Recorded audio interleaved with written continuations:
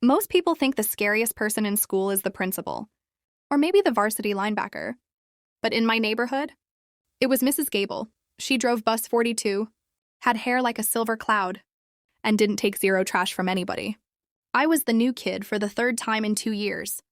Moving around that much makes you a permanent outsider, and at 14, that's a dangerous thing to be. There was this group of girls, the elites, we called them, who decided my thrift store sneakers were a personal insult to their existence. It started with whispers, then accidental gum in my hair. But it peaked on a rainy Thursday afternoon. They trapped me in the back seat, recording me with their phones, trying to get me to cry for their followers. I was this close to breaking. Suddenly, the bus screeched to a halt. We weren't at a stop. We were in the middle of a bridge. Mrs. Gable stood up. She didn't walk. She marched back there.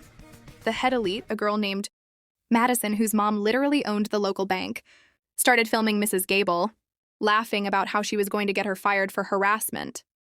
Mrs. Gable didn't flinch. She grabbed that phone, tucked it into her pocket, and looked Madison right in the soul. She said, "Money can buy you a nice car, honey."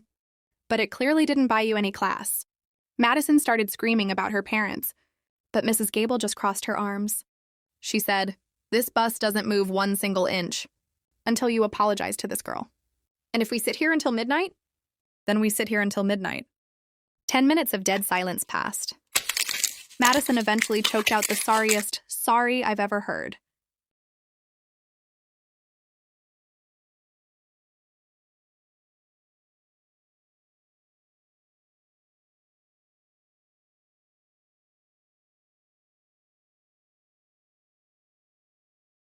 As I got off, she whispered, "Hold your head up, kiddo. They're only big if you stay small."